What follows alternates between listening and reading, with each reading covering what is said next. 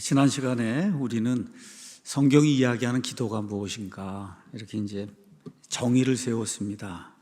기도. 제가 지난주 제목을 우리의 평생 숙제가 기도다. 기도.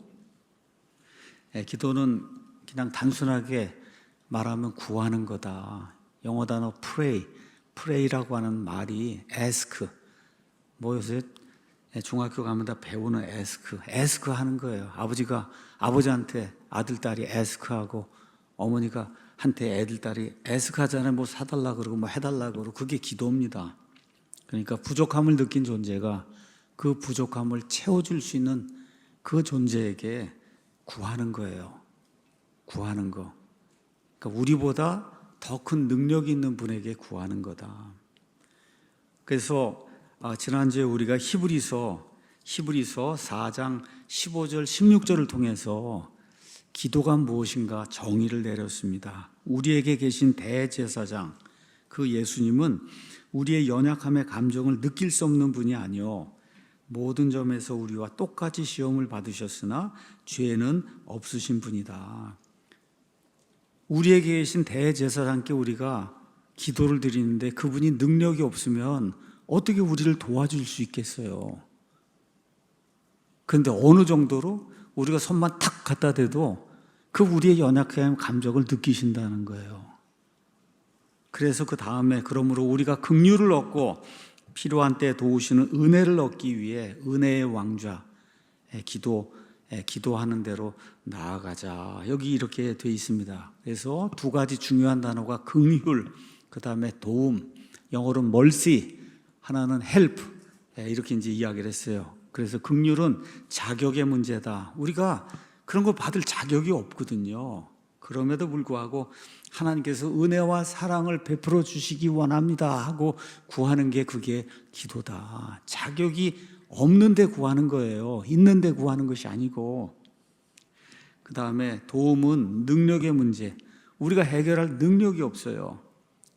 근데 하나님이 모든 것을 해결할 수 있기 때문에 그 능력이 있는 하나님께 이걸 도와주시기 바랍니다 하고 ask, 요청하는 게 그게 기도다. 다시 말씀드립니다. 자격 없는 자가 긍휼을 구하고 능력 없는 자가 도움을 구하며, 그래서 이거를 한마디로 구약 성경의 표현을 따르면 우리의 혼이 하나님의 얼굴을 구하는 거다. 하나님 무슨 얼굴이 있는 게 아닌데 하나님께서 우리의 이해를 돕기 위해서 아들, 딸이 뭐 사달라 그러면 아버지, 어머니 얼굴을 구하는 거잖아요. 이렇게 보고 달라 그러잖아요, 여러분. 그렇죠? 우리의 혼이 그 하나님을 그런 식으로 어머니, 아버지를 바라보듯이 하나님의 얼굴을 바라보고 우리의 연약함을 하나님 앞에 쏟아놓는 거다. 그래서 시편 27편 8절에 주께서 너희는 내 얼굴을 구하라 하고 말씀하셨을 때 내 마음이 주께 이르기를 주여 내가 주의 얼굴을 구하리이다 하였나이다. 주님의 얼굴을 구하는 거, 이게 기도라고 이야기했습니다. 자, 오늘은 여기서 이제 한 단계 더 나가서 기도에 어떤 정해진 패턴, 형식이 있나 이걸 한번 살펴보려고 합니다. 교회 안에 이렇게 여러 종류의 사람들이 있잖아요. 수십 년 이제 믿음 생활하고 이제 이러다 보면 새벽 기도만이 그 진짜 기도다. 또 반드시 기도는 무릎을 꿇고 해야 된다. 그렇게 주장하는 분들이 있어요. 또 오랫동안 2시간, 3시간 해서 뭐 무릎이 낙타 무릎이 되도록 기도해야 된다고. 그러니까 그렇게 이야기를 하는데 저는 그 이해가 안 되더라고요. 아니 어떻게 낙타 무릎이 될 때까지 그러면 일은 언제 하고? 그렇지 않습니까, 여러분?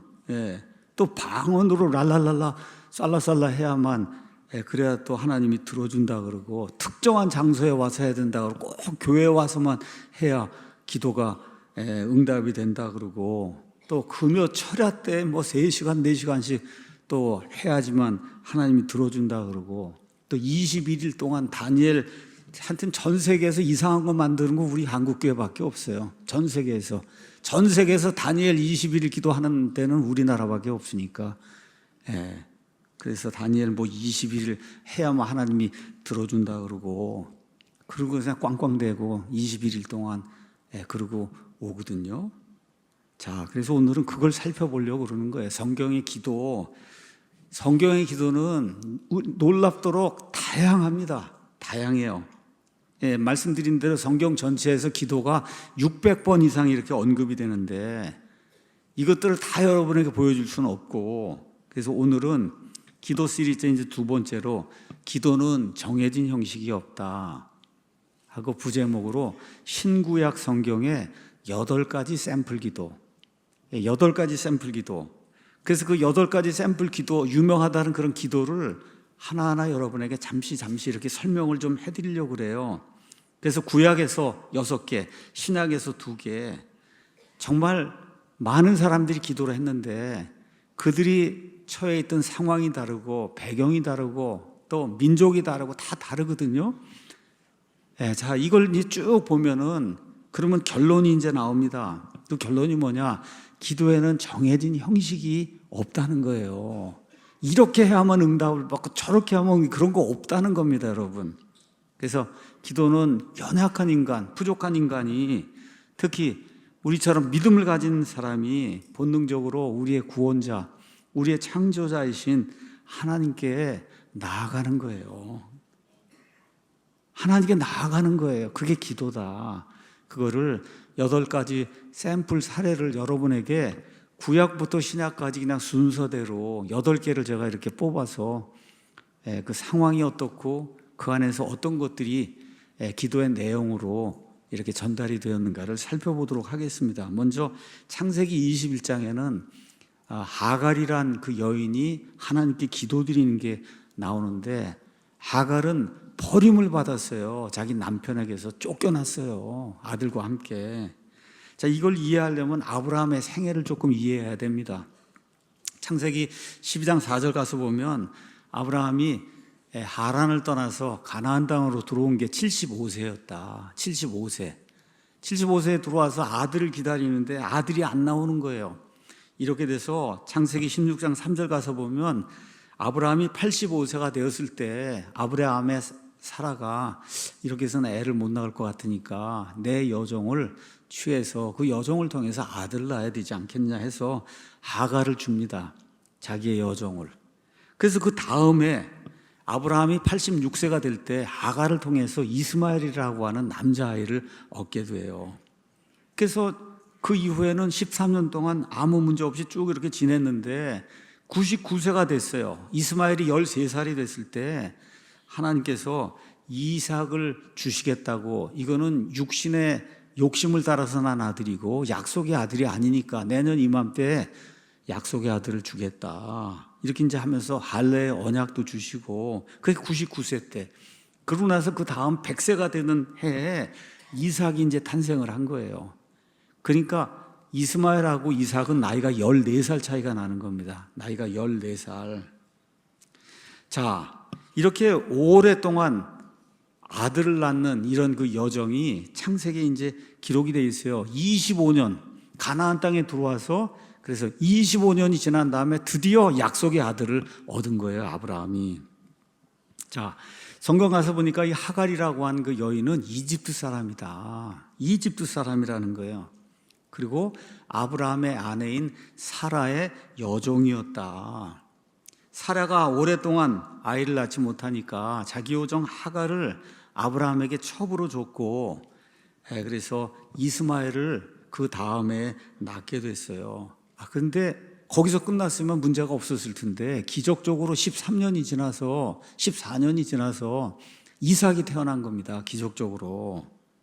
자, 성경 가서 한번 보도록 하겠습니다. 오늘 창세기부터 쭉 이렇게 보니까 창세기 21장 한번 가서 보시죠. 21장 8절에 이삭을 낳은 다음에 아이가 자라서 젖을 떼매, 젖을 보통 2살에서 3살 정도의 때니까 이삭이 2살이나 3살 되었을 때, 그러니까 이스마엘은 16살이나 17살쯤 되었을 때 이삭이 젖을 땐 바로 그날 아브라함이 너무 기뻐갖고 큰 잔치를 베풀었다고 그렇게 성경이 기록하고 있어요.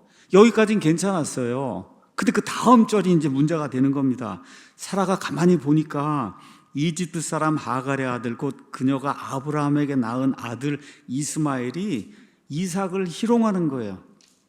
지금 나이 차가 14살이 난다 그랬잖아요. 14살 나는데 그 형이 14살이나 많은 그 형이 조그만 아이를 희롱하는 것을 사라가 보고 10절에 뭐라고 얘기하냐, 아브라함에게 가서 얘기한 거죠. 이 노예 여자와 그녀의 아들을 내쫓아야 된다. 이 노예 여자의 아들은 내 아들 곧 이삭과 함께 상속자가 될 수가 없다. 상속자는 하나밖에, 약속의 씨 하나밖에 될 수 없는 거지. 더구나 이 상속자가 될 내 아들을 저 아이가 저렇게 괴롭히고 희롱하는데 이건 그대로 둘 수 없다. 그랬더니 그 11절에 참 이거 아브라함의 마음이 표현이 되어 있어요. 자기 아들로 인해, 이스마엘로 인해 이 일이 아브라함의 눈앞에서 큰 근심거리가 됐다. 10몇 년 동안 그 아들 하나라고 그러고 그걸 이렇게 계속 여태까지 애지중지 키웠는데 내쫓으라는 거예요. 지금 이 사라가 그 얼마나 힘들었겠어요. 예. 그랬더니 하나님께서 이제 거기에 개입을 하십니다. 그래서 뭐라고 말씀하시냐, 그 아이나 내 노예 여자로 인해서 그 일을 내 눈앞에서 근심거리로 두지 말고 사라의 말 그대로 따라라. 하나님 이제 그렇게 말씀해 주셨어요. 그러니까 이거는 인간의 어떤 감정이나 이런 걸로 다룰 그런 문제가 아니고, 그래서 이렇게 이제 돼서 아브라함이 14절에 아침에 일찍 일어나 빵과 물 한 부대를 취해 가죽 부대에다가 물을 넣어가고 하갈에게 주되 그녀의 어깨에 그것을 메어주고 그 아이를 주며 그녀를 내쫓았단 말이에요. 그랬더니 브엘세바의 광야에서 이 두 사람이 방황을 했다고 성경이 기록을 하고 있습니다. 자, 문제가 뭐냐? 15절에 아니 조금 지나니까 그 가죽 부대에 물이 다 떨어질 거 아닙니까? 그래서 그녀가 그 아이를 떨기나무 중 하나의 밑에다가 좀 시원한데 그 아이를 두고 화살이 미치는 거리만큼 떨어진 곳에 가서 그를 마주보며 앉았으니 이는 그녀가 이르기를 아이가 죽는 것을 내가 보지 못하겠다 하였기 때문이다. 이렇게 하면서 드디어 그녀가 그를 마주보며 앉아서 목소리를 높여서 우는 모습이 얼마나 안타까운 모습이에요. 뭐 약속의 아이다, 뭐다 육신 아이 이런 걸 다 떠나서 인간적으로 이렇게 봤을 때 지금 두 사람이 쫓겨나갖고 먹을 물도 없고 이런 상태에서 이제 아이가 지금 죽게 생겼으니까 그 엄마가 그 아이를 볼 때 얼마나 불쌍했겠어요. 그 목소리를 높여 우는 내용이 그 안에 기록이 되어 있는데, 그런데 하나님께서 그 아이의 음성을 들으셨다. 그래서 하나님의 천사가 하늘에서 하갈을 불러 그에게 이르되 하갈아 무엇이 너를 괴롭게 하느냐, 두려워하지 말라. 하나님께서 그 아이가 있는 곳에서 그의 음성을 들으셨다. 일어나 그 아이를 일으켜 내 손으로 붙들어라. 그렇게 하시더니 19절에 하나님께서 그녀의 눈을 열어주심에 그녀가 물 있는 우물을 보고는 가서 부대에 물을 채우고 아이에게 주어 마시게 했다. 이런 내용이 그 안에 기록이 되어 있어요. 한번 머릿속으로 상상을 한번 해보세요. 인간적으로 얼마나 큰 고통이 이 하갈에게 있었겠나, 이스마엘에게 있었겠나. 그래서 이 장면에서 우리가 놓치면 안 되는 게 몇 가지가 있어요. 첫 번째, 하갈은 이방 여인이에요. 이방 여인. 그것도 성경에서 어느 면에서 가장 나쁜 하나님의 백성을 억압하고 속박하는 그게 이집트 사람이잖아요.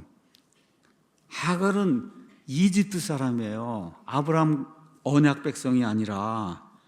근데 이 이집트 여인 하갈이 하나님께 눈물을 흘리며 부르짖을 때 하나님이 들어주셨다. 성경이 지금 그렇게 이야기하고 있어요. 그러니까 하나님의 긍휼, 하나님의 은혜는 특정한 민족, 뭐 선택받은 민족에게만 해당이 되는 것이 아니다.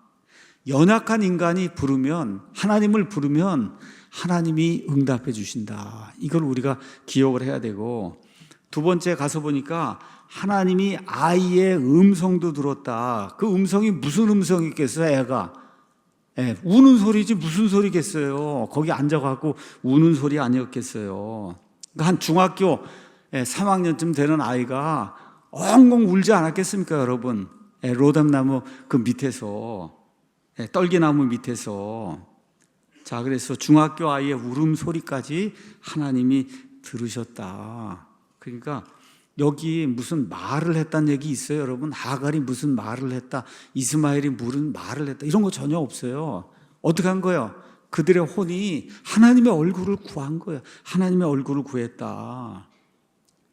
그랬더니 어떤 일이 생겼냐? 하나님이 하갈의 눈을 여셨다. 그래갖고 어떻게 해요? 우물을 보게 했다는 거예요. 우물이 없었던 게 아니에요.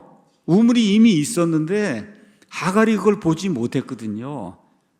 그러니까 하나님께서 우리가 기도를 하면 그러면 무언가 없었던 걸 주는 것이 아니라 이미 있었는데 우리가 알지 못하는 그런 일을 볼 수 있도록 하나님이 인도해 주신다. 그래서 하나님이 눈을 열어주니까 우물이 보인 거예요. 우물이 보인 거다. 그래서 이 하갈의 기도를 통해서 저는 기도하려고 하는데 참 말이 안 나오면 말 안 나와도 괜찮습니다, 여러분. 주여, 아버지 하고 부르면 되는 거예요. 우리의 애절한 심정을 하나님 앞에 알리면 된다. 이게 기도다. 두 번째는 사무엘기상 1장에 가서 보면 한나의 기도가 나오는데 한나는 엄청난 슬픔, 고통 가운데서 하나님께 이제 기도를 했습니다. 근데 한나도 말을 한마디도 못했어요. 침묵의 기도를 한 거예요. 아신 것처럼 한나는 아이들이 없었어요. 자, 근데 한나 외에도 그 남편에게 남편의 이름이 엘가나인데 그 엘가나에게는 또 다른 아내가 있었습니다. 그 아내의 이름은 분인나다. 근데 분인나에게는 아이들이 많고 한나는 아이를 하나도 낳지 못하고 이렇게 이제 되니까 엘가나가 한나를 위로하기 위해서 그래서 많은 후한 선물을 한나에게 주니까 분인나가 더 괴롭히는 거예요. 더 괴롭혀서 엄청난 고통에 이제 빠졌다고. 그렇게 해서 고통을 당하는데 엘가나가 사무엘기상 1장 8절에 가서 보면 한나를 이렇게 위로하죠. 내가 당신에게 10 아들보다 낫지 않냐. 애 못 낳아도 괜찮다. 내가 당신에게 10명의 아들보다 나은 남편이 아니냐. 근데 그 위로가 소용이 있을까요? 없을까요? 소용이 없는 거예요. 이스라엘에서는 여자가 아이, 특히 남자아이를 낳지 못해서 그래서 상속 재산을 물려줄 수 있는 그런 아들을 낳지 못하면 그러면 엄청난 수치라고 이제 생각을 했기 때문에 그래서 두 사람이 이제 실로, 당시 실로에 하나님의 이제 성막이 있어서 그 성막이 있던 거기를 지금 성전이라고 이야기했는데 하나님께 이제 갔습니다.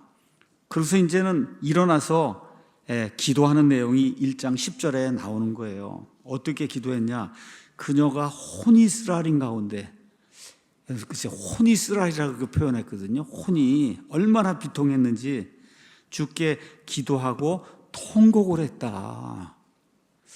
그 특징을 보니까 하갈도 그렇고 이스마엘도 그렇고 여기 한나도 그렇고 아주 통곡을 하네. 혼이스라엘 가운데. 자, 그런데 이렇게 혼이스라엘 가운데 통곡을 했는데 말소리는 없었다는 거예요. 1장 13절 가서 보니까 그때 한나가 마음속으로 말하며 그녀의 입술만 움직이고 그녀의 음성은 들리지 아니하므로 엘리 제사장이 보니까 이 여자가 혹시 술 취한 거 아닌가 이렇게 오해할 수밖에 없는 그런 일이 생겼다는 거예요. 자, 그러니까 기도는 뭐냐? 주님 앞에 혼을 쏟아놓는 거다.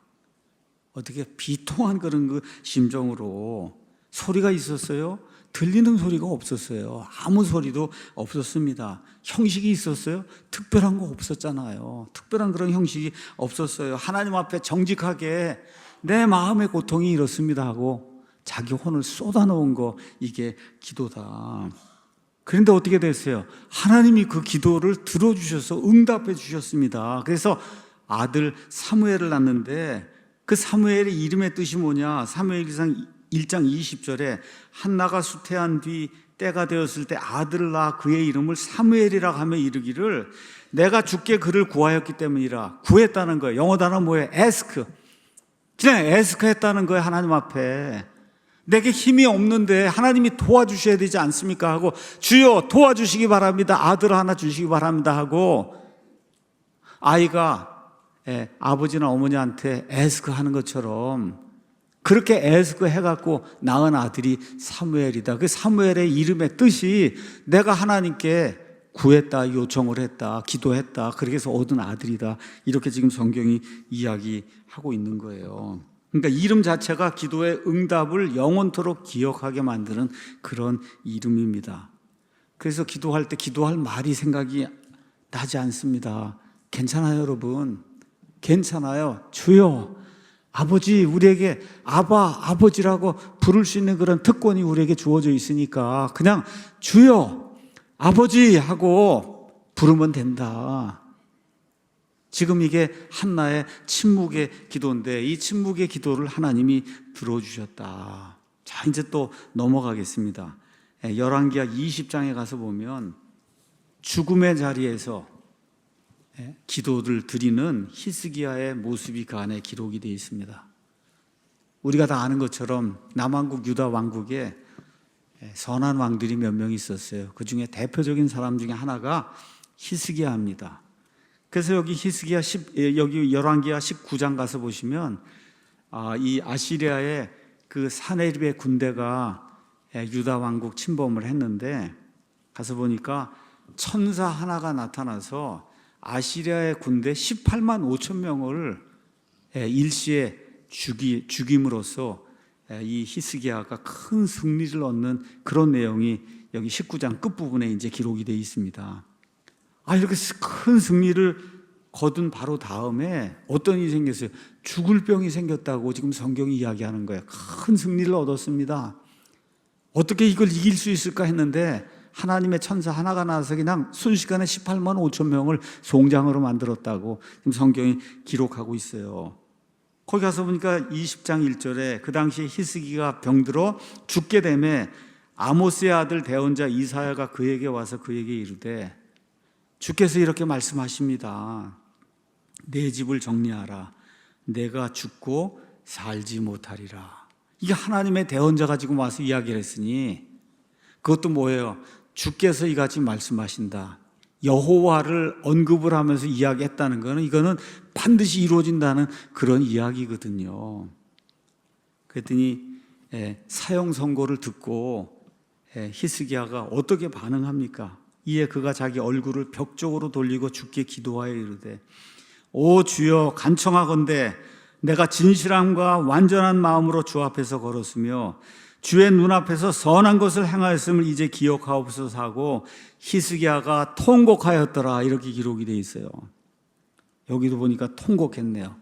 하갈도 한나도 그 다음에 여기 나와 있는 히스기야도 통곡을 했다고 성경이 기록을 하고 있습니다.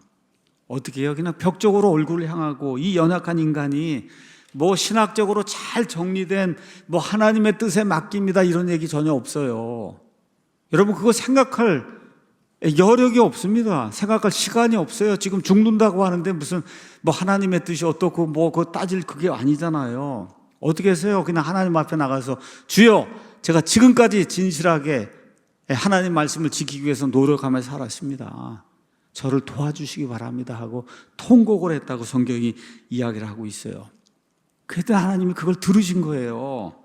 그래서 5절 6절에 이렇게 기록이 되어 있습니다. 주의 말씀이 그에게 임하여 이르시되 되돌아가서 이사야 보냈는데 하나님이 다시 되돌아가서 내 백성의 대장 히스기야에게 말하기를 주 곧 내 조상 다윗의 하나님이 이같이 말하노라.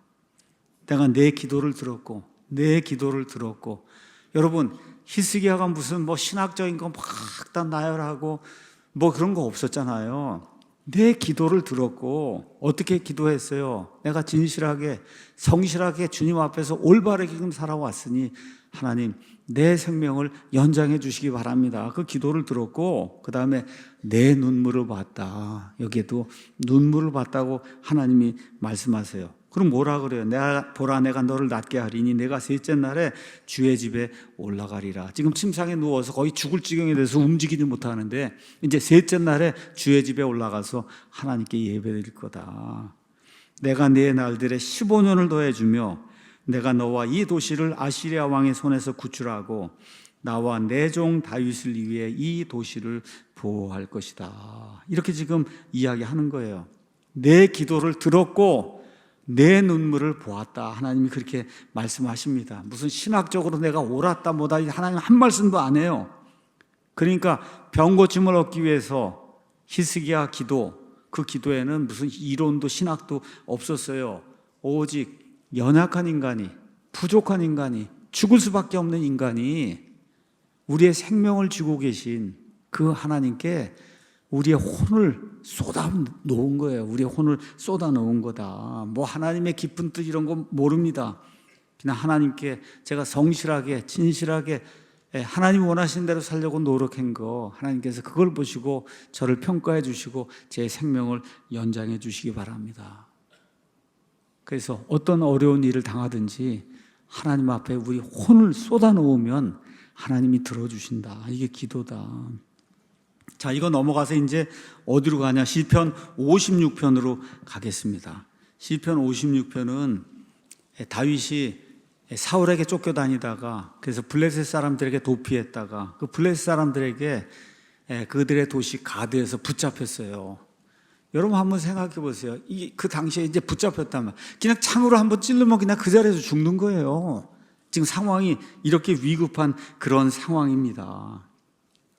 자, 이런 상황 속에서 56편 2절에 오 주 곧 지극히 높으신 분이요 내 원수들이 날마다 나를 삼키려 하오니 나와 싸우는 자들이 참으로 많습니다 하고 이제 있는 그대로 고백을 하는 겁니다. 그리고 3절에 뭐라고 이야기하냐? 내가 무서워할 때에 주를 신뢰하리이다. 그러니까 다윗도 지금 언제 죽을지 모르는 상태에서 무서워했다는 거예요.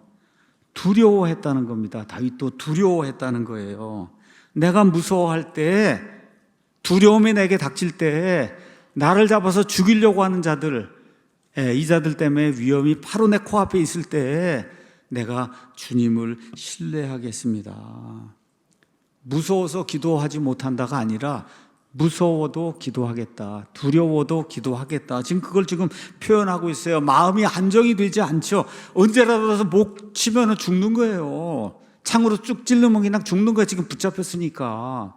그 얼마나 마음에 안정이 없었겠어요. 무서웠겠어요. 그런 상태에서 내가 주를 신뢰하겠습니다.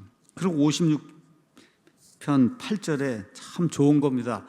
저는 이런 구절은 빨갛게 줄을 걸었어요. 제가 이렇게 빨갛게. 거기 뭐라고 되어 있어요? 내가 떠도는 것을 주께서 세시오니 내 눈물들을 주의 병에 담으소서. 그것들이 주의 책에 있지 아니하니까. 여러분 얼마나 멋있는 말이에요. 얼마나 멋있는 말. 그렇죠? 그러니까 우리가 흘리는 눈물 한 방울 한 방울을 하나님께서 하나님의 병에 담아 기억하신다. 이걸 시적으로 지금 이렇게 이제 표현한 건데, 그러니까 하나님이 얼마나 인격적인 하나님이신가. 눈물 한 방울 한 방울을 하나님의 병에다 담아 그 고통을 하나님께서 기억을 하신다고 이렇게 아름답게 기록을 했습니다. 제가 이 말씀을 준비하면서 거기 5절, 6절을 읽으니까 저하고 똑같아요. 그 내용이 제 처한 상황하고 그들이 날마다 내 말들을 왜곡하나니 하지도 않은 거 했다고 하잖아요. 계속 지금 10년 동안 그러는 거예요. 지금 하루 이틀도 아니고 그들의 모든 생각이 악을 구하며 나를 대적하나이다. 그렇지 않습니까? 여러분 한번 생각해 보세요. 그 다음에 또 뭐가 있냐? 그들이 내 혼을 기다리며 함께 모이니 숨어서 내 발걸음을 지켜보나이다. 설교 끝나면 그냥 곧바로 가서 해서 이 사람이 뭐 했나 하고 이렇게 뒤져보는 자들이 얼마나 많아요.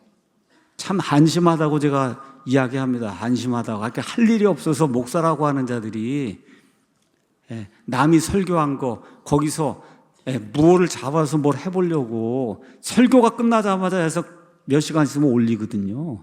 근데 어떻게 왜곡된 걸 올리잖아요. 제가 이런 일들을 지난 10년 동안 이렇게 당하면서 사는데 괜찮습니다.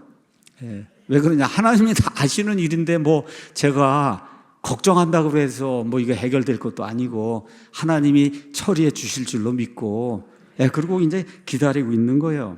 여기 있는 것처럼 내가 떠도는 것을 주께서 세시지 않냐. 그래서 내 눈물들을 하나님의 병에 담으시지 않느냐. 하나님께서 처리해 주실 줄로 믿습니다 하고 그리고 그냥 기다리고 있는 거예요. 시편 22편에서 다윗이 이렇게 이제 부르짖습니다. 나의 하나님이여, 나의 하나님이여, 어찌하여 나를 버리셨나이까?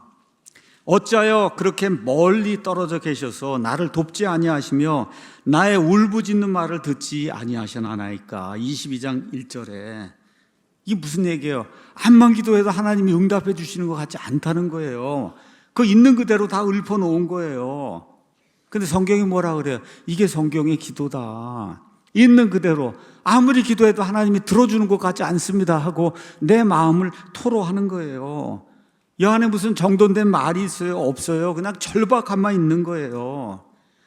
나중에 예수님께서 십자가에 달리실 때 인용한 말씀이 바로 시편 22편 1절에 엘리 엘리 레마 사박다니, 나의 하나님이여 나의 하나님이여 어찌하여 나를 버리셨나이까? 이 다윗의 이 시를 예수님이 나중에 인용하시잖아요. 그렇게 이렇게 솔직하게 하나님 앞에 내 혼을 쏟아놓는 것이 기도다. 자, 다니엘서 6장으로 이제 가도록 하겠습니다. 다니엘서 6장에 가서 보시면 다니엘이 기도하는 모습이 나오는데, 다니엘 기도의 특징은 뭐냐? 평소 하던 대로 했다는 거예요. 평소 하던 대로 했다. 다니엘서 6장에 가서 보시면 다리오가 온 왕국을 다스릴 통치자 120명을 세워 왕국을 다스린 것을 기뻐했다. 바로 위에 5장에 가서 보면 메대 사람 다리오가 나오는데, 메대 사람 다리오가 벨사살이라고 하는 이 바빌론의 왕을 다 처단을 하고, 그래서 바빌론 제국을 끝을 내고, 그리고 이제 드디어 어디로 넘어가냐? 메대 페르시아로 넘어가고, 이 다리오 다음에 고레스가 이제 등장을 하는 거예요.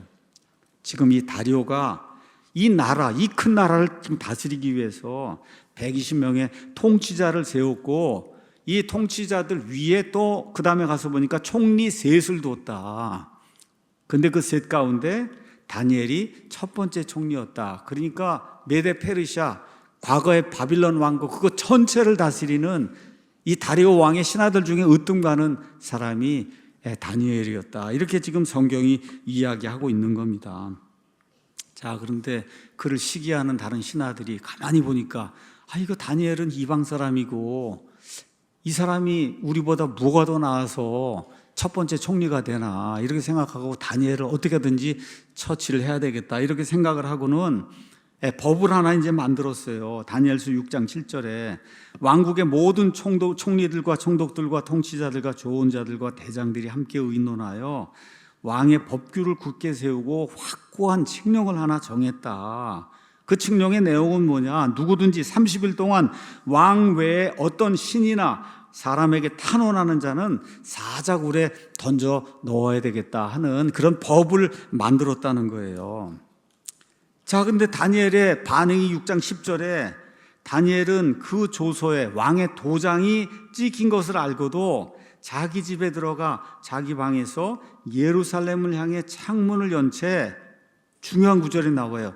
전에 하던 대로 하루에 3번씩 무릎을 꿇고 기도하며 자기 하나님 앞에 감사를 드리다가 이것이 적발이 돼서 어디로 들어가는 거예요? 사자굴로 들어가는 내용이 그 안에 기록이 되어 있습니다. 핵심 내용이 뭐라고? 다니엘은 전에 하던 대로 기도했다는 거예요. 그러니까 위기가 닥치니까 새로운 방식으로 하나님께 기도한 것이 아니라 이 경우에는 늘 하던 그 방식대로 하나님 앞에 기도를 했다는 거예요. 그러니까 기도는 위기 때만 하는 게 아니라 늘 하는 거구나. 또 위기가 닥치니까 늘 하던 대로 그냥 기도하는 거구나. 특별한 어떤 방법으로만 해야 하나님이 들어주는 게 아니구나. 이걸 우리가 알 수 있어요. 그래서 결국은 다니엘의 그 기도를 통해서 하나님이 사자들의 입을 막으시고 그를 구출해내시고, 그리고 오히려 그를 대적해서 음모를 꾸민 모든 자들 다 사자굴에 들어가게 왕이 그렇게 명령을 내려서 하나님이 원수를 갚아주신 그런 내용이 이 다니엘서 6장에 기록이 돼 있어요. 그러니까 어려울 때만 기도하는 것이 아니라 평소에 늘 기도하는 그러한 사람이 돼야, 그래야 어려울 때도 평소에 늘 하던 대로 하나님께 기도한다. 이런 모습이 이 안에 이제 기록이 되어 있습니다.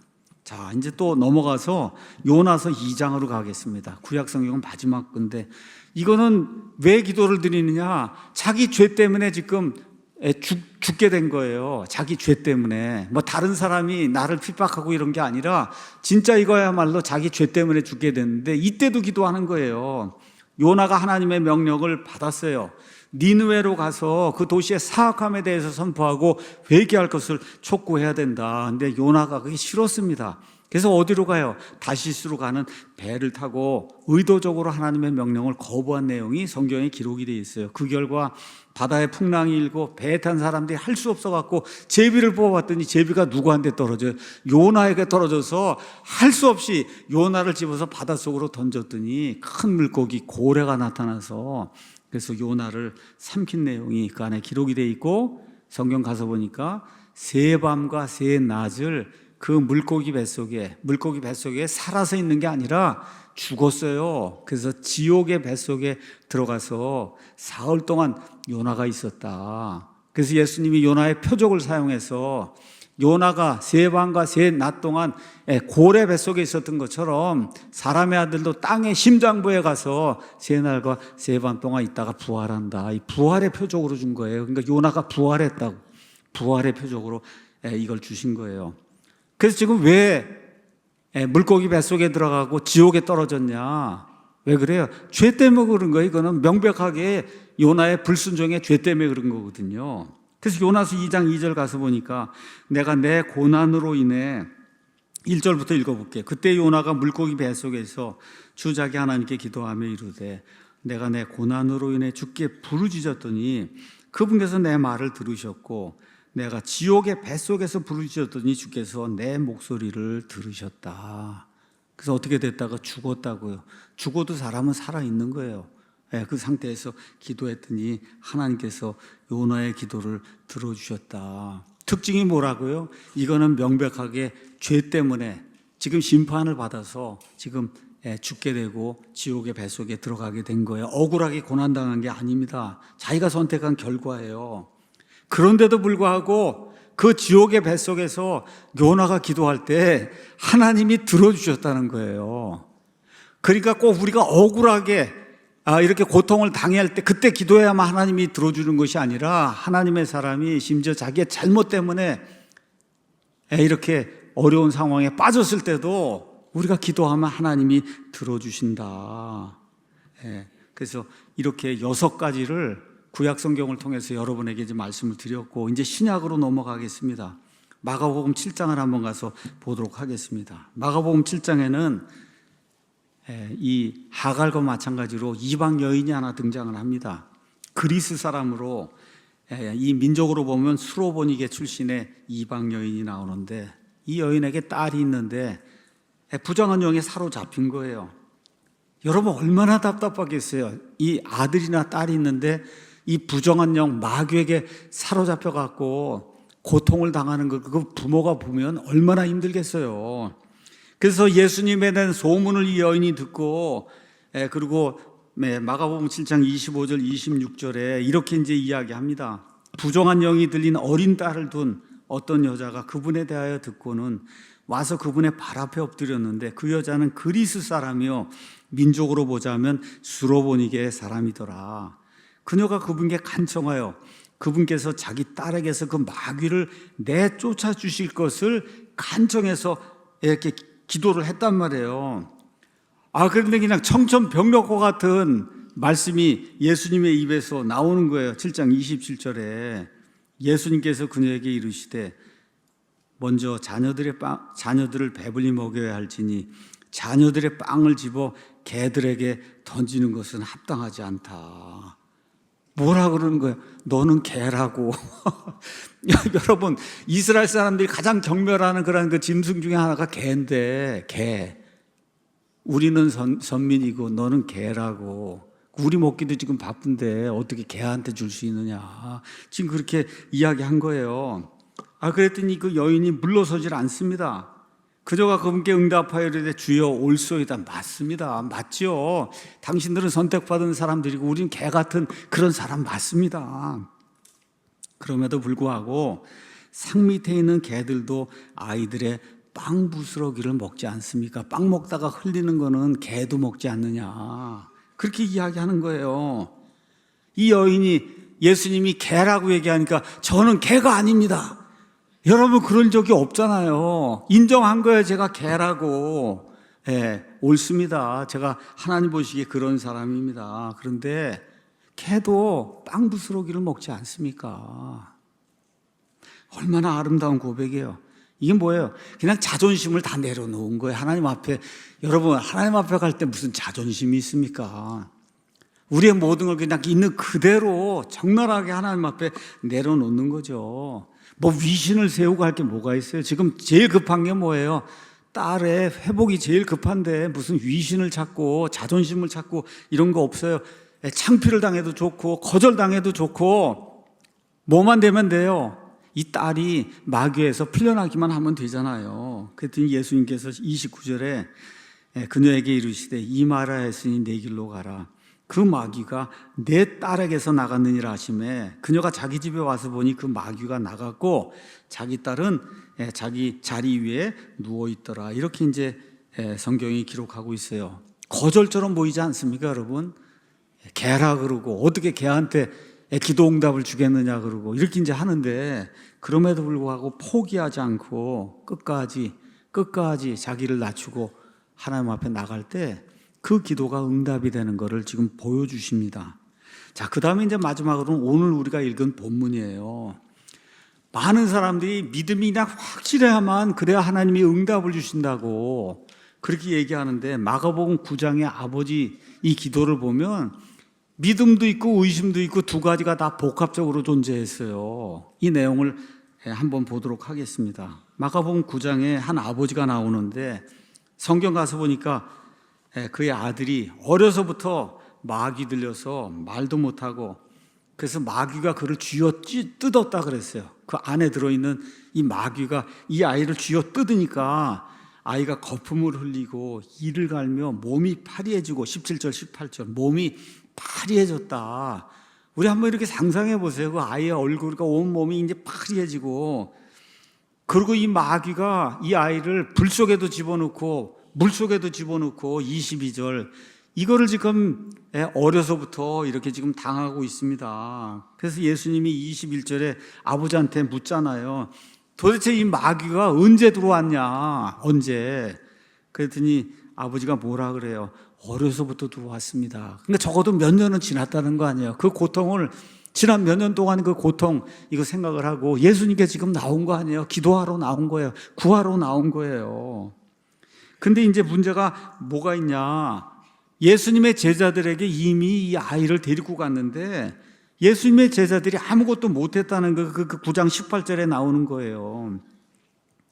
선생님의 제자들한테 데리고 갔는데 고치지 못했습니다. 그러니까 예수님의 제자들이라면 충분히 고칠 거라고 생각을 하고 큰 기대를 가지고 왔는데 기대가 다 지금 무너진 상태에서 실망에 가득 찬 그런 상태에서 지금 누구에게 온 거예요? 예수님에게 온 거예요. 그랬더니 이 아버지가 뭐라고 얘기하냐? 선생님께서 무슨 일을 하실 수 있거든. if를 쓴 거예요. 가정법을 쓴 거예요.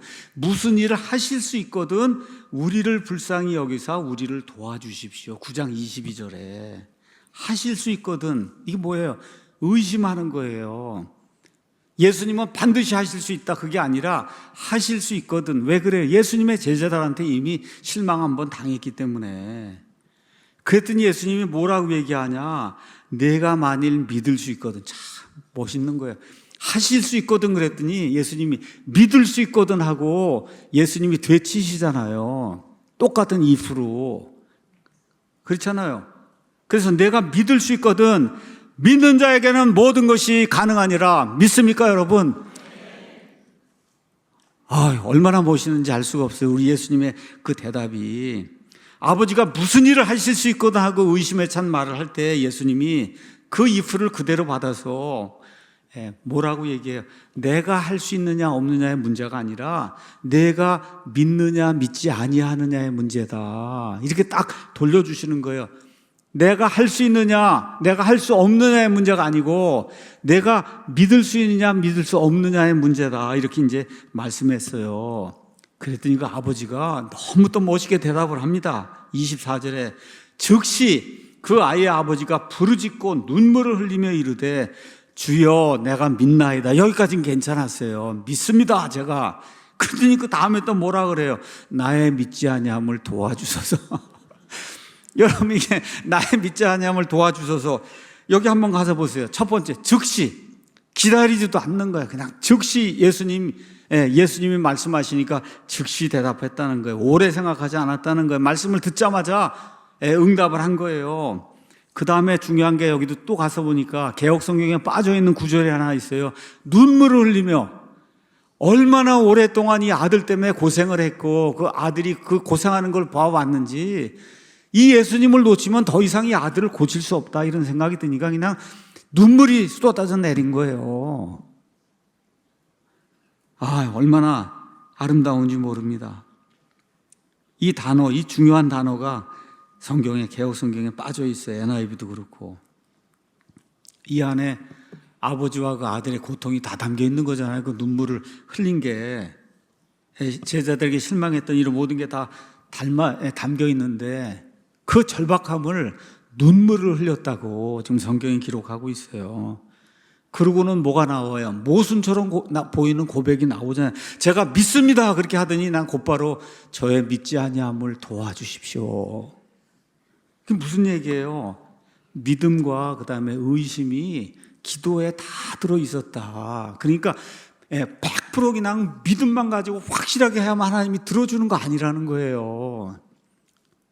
그 사람의 그 절박한 심정, 하나님의 얼굴을 구하는 그 간절한 심정, 하나님이 왜 그래요? 우리 인간이 어떤 존재인지 하나님이 아시니까. 우리 인간이 어떤 존재인지 하나님이 아시니까.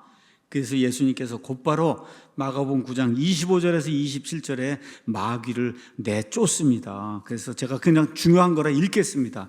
예수님께서 사람들이 함께 달려오는 것을 보시고 그 더러운 영을 꾸짖어 그에게 이르시되 너 말 못하고 귀 먹은 영아 내가 네게 명하노니 그에게서 나오고 다시는 그에게 들어가지 말라 하시매 그 영이 소리를 지르며 그를 심하게 찌든 뒤 그에게서 나가니 그 아이가 죽은 자같이 되므로 많은 사람이 말하기를 그가 죽었다 하였으나 예수님께서 그의 손을 잡아 그를 일으키심에 그가 일어나니라. 얼마나 아름답습니까? 그러니까 하나님이 우리에게 구하는 것은 완벽한 믿음이 아니다. 정직하게 의심도 있을 수 있고 그 모든 것을 있는 그대로 표현하면서 하나님 앞에 절박한 심정으로 나가는 것을 하나님이 보시고 응답해 주신다. 오늘 구약에서 6개, 신약에서 2개의 기도 샘플 사례를 여러분에게 보여드렸습니다. 첫 번째, 버림받았어요. 그래서 광야에서 헤매고 있으면서 아들 때문에 울고 있는 하갈의 기도, 그 다음에 소리도 없이 자기 혼을 쏟아놓은 한나의 기도, 무서움을 인정하면서 하나님을 신뢰했던 다윗의 기도, 죽는다 하니까 그냥 벽을 향해서 돌아서서 통곡을 했던 히스기야의 기도, 그 다음에 이 위협 앞에서 죽을 수밖에 없잖아요. 사자굴에 집어넣어야 되니까 그 위협 앞에서도 늘 평상시 하던 그 모습 그대로 기도를 했던 다니엘의 기도, 자기 죄 때문에 심판을 당하고 그 자리에서도 기도하는 요나의 기도, 그 다음에 멸시받는 자리에서 자존심 다 내려놓고 하나님의 얼굴을 구했던 스로보니게 그 여인의 기도, 마지막으로 의심과 믿음이 뒤섞인 채 눈물로 하나님 앞에 나갔던 그 한 아버지의 기도. 정리를 해드릴게요.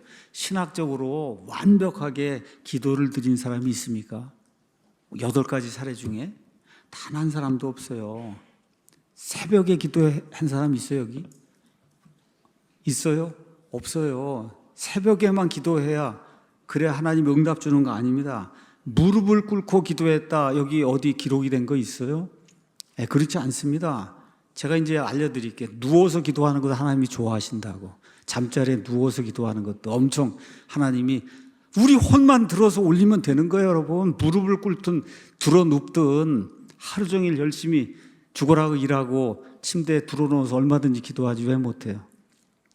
안 그래요, 여러분? 그런 게 그게 기도예요.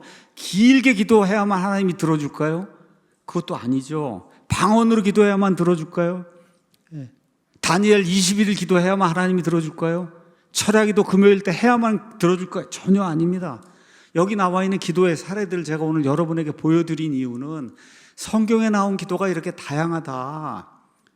환경이 이렇게 다양하다. 내용이 다양하다.